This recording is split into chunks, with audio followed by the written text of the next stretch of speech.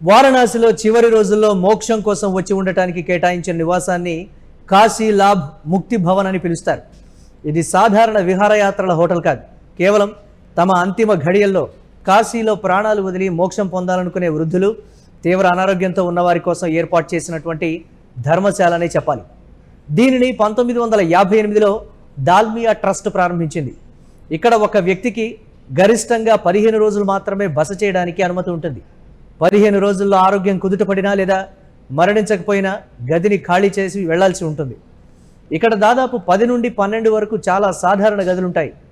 బస ఉచితం. కేవలం నామమాత్రపు కరెంటు ఛార్జీలు మాత్రమే తీసుకుంటారు. అయితే కొన్ని సందర్భాల్లో ఆ మొత్తాన్ని కూడా తీసుకోరు. ఇక ఈ ముక్తి భవన్లో ప్రాణాలు వదిలే వ్యక్తితో పాటు వారిని చూసుకోవడానికి కుటుంబ సభ్యులు కూడా ఉండొచ్చు.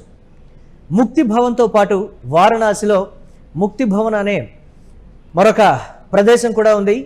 అక్కడ తమ చివరి రోజులు గడపాలనుకునే వృద్ధులు నెలల తరబడి బస చేయొచ్చు. ఇవి కేవలం ప్రకృతి సిద్ధంగా వయోభారంతో లేదా తీవ్రమైనటువంటి అనారోగ్యంతో చివరి ఘడియల్లో ఉన్నటువంటి ఆధ్యాత్మిక విశ్వాసకులు మోక్షం కోసం ఆశ్రయించేటువంటి ప్రదేశాలుగా కూడా చెప్తారు. అయితే మరణాన్ని ఆనందంగా ఆహ్వానించే పవిత్ర నివాసం అని కూడా ఈ భవన్కి పేరుంది.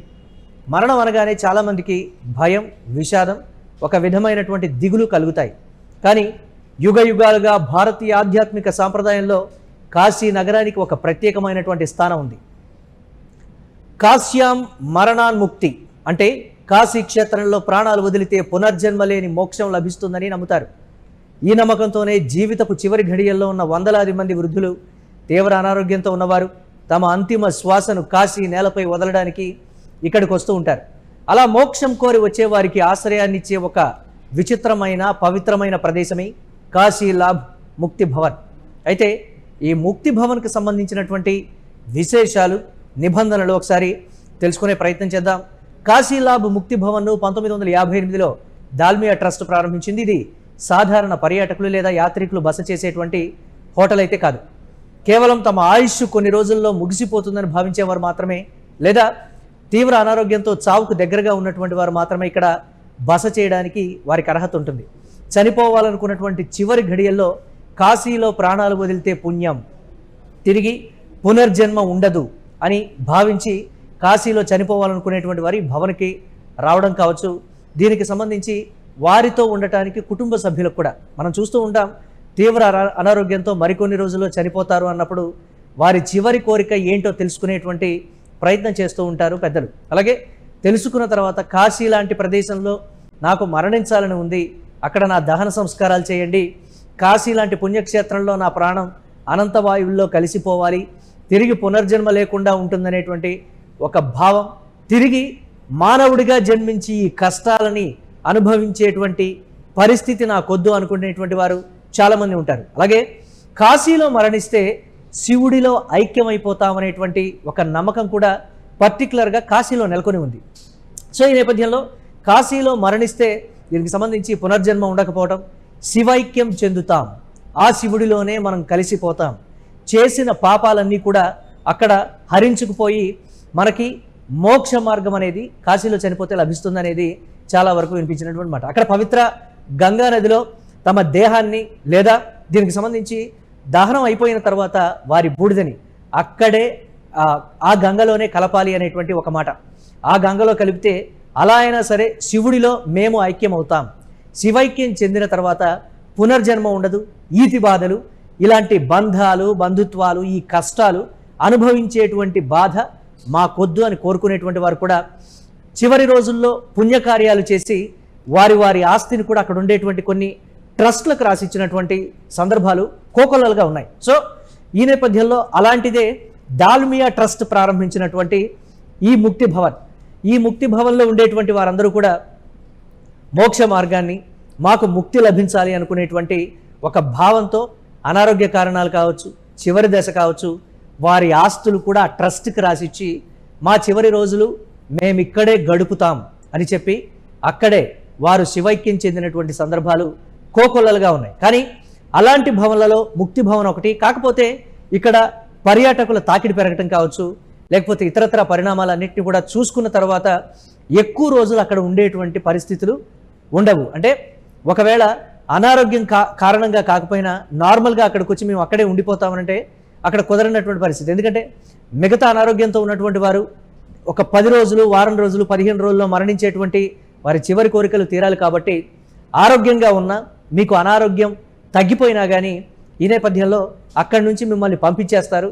సో అక్కడ ఉండేటువంటి 15 రోజులు మాత్రం ఎలాంటి ఛార్జీలు వసూలు చేయరు. అంటే నామినల్గా ఉండేటువంటి కరెంటు ఛార్జీలు కావచ్చు, లేకపోతే ఇతరత్ర చిన్న చిన్న క్లీనింగ్కి సంబంధించి ఏమైనా తీసుకుంటూ ఉండొచ్చు. కానీ కొన్ని సందర్భాల్లో అవి కూడా తీసుకున్నటువంటి పరిస్థితి. కానీ 90% వరకు కూడా మరణశయ్య మీద, మరణానికి అంచుల మీద ఉన్నటువంటి వారు ఈ ముక్తి భవన్కి ఎక్కువగా వస్తూ ఉంటారని అక్కడ నిర్వాహకులు కూడా చెప్తుంటారు.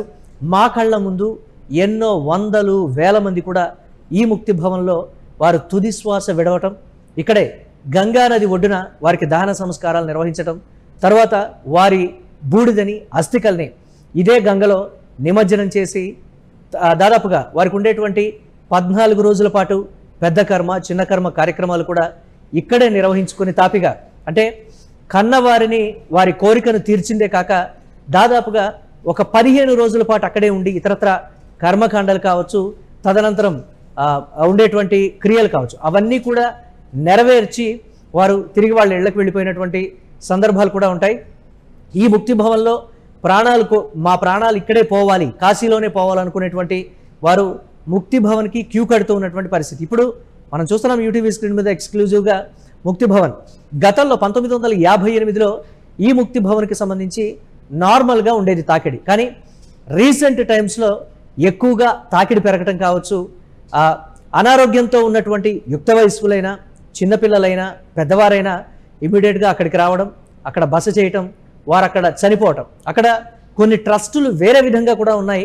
వారి ఆస్తులు ఆ ట్రస్టులకు రాసిచ్చి వారు జీవితాంతం కూడా, అంటే మరణించేటువంటి సమయం వరకు, మరణించిన తర్వాత వారి అంత్యక్రియలకు సంబంధించి కూడా అక్కడ కార్యక్రమాల నిర్వహణ కోసం కొంత డబ్బుని ఈ నేపథ్యంలో ట్రస్టులోనే జమ చేసి ఒక అగ్రిమెంట్ ప్రకారం రాయించుకున్న తర్వాత ఆ అంత్యక్రియలకు సంబంధించి ట్రస్ట్ నిర్వాహకులు కావచ్చు, కుటుంబ సభ్యులు వారైనా సరే వచ్చి అక్కడ నిర్వహించి దాదాపుగా ఒక 15 రోజుల పాటు తదనంతర కార్యక్రమాలు, దినకర్మలు ఇవన్నీ కూడా నిర్వహించి వారి ఆత్మకు శాంతి చేకూరేలా చేసేటువంటి ప్రక్రియలు కాశీలో చాలా ఉన్నది. అలాంటిదే 1958లో స్థాపించినటువంటి దాల్మియా ట్రస్ట్. వారికి వచ్చినటువంటి రిక్వెస్ట్లు కావచ్చు, అప్పట్లో ఉండేటువంటి ఆచారాలు, కాశీ యొక్క ప్రాధాన్యత కావచ్చు, శివైక్యం పొందితే మాకు ముక్తి మార్గం లభిస్తుంది, పునర్జన్మ ఉండదు, ఈ ఈతి బాధలు, ఈ జన్మలో అనుభవించినటువంటి కష్టాలు తిరిగి మళ్ళీ మాకు అనుభవించాల్సిన పరిస్థితి ఉండొద్దు అని కోరుకునేటువంటి వారు ఎక్కువగా ఈ ముక్తి భవన్లో తమ ప్రాణాలు కోల్పోతూ కాశీ యొక్క ప్రాధాన్యతను కూడా చెప్పేటువంటి ప్రయత్నం చేస్తూ ఉంటారు. దేశం నలుమూలల నుంచే కాదు, ఇక్కడికి విదేశాల నుంచి కూడా వచ్చి పెద్దవారిని కావచ్చు, లేకపోతే మధ్య వయస్కులు, అనారోగ్యంతో బాధపడుతున్నటువంటి వారు ఇక్కడికి వచ్చి బాగుపడి వెళ్ళిన సందర్భాలు కూడా ఉన్నాయని కూడా చాలామంది చెప్తూ ఉంటారు. కానీ 99% వరకు ఇక్కడికి వచ్చి వారి మరణాన్ని ఇక్కడే ఉండేలా చూసుకొని తదుపరి వారి అంత్యక్రియలప్పుడు ఆ అస్థికల్ని ఇదే గంగలో కలిపేటువంటి ప్రక్రియకు సంబంధించి కూడా ముందుగానే నిర్ధారించుకొని ఒక కాగితం కూడా, అగ్రిమెంట్ కూడా రాసుకునేటువంటి పరిస్థితులు అక్కడ ఉన్నాయంటే చూడొచ్చు ఏ స్థాయిలో అక్కడ ముక్తి భవన్కి భక్తుల తాకిడి ఉంటుందో.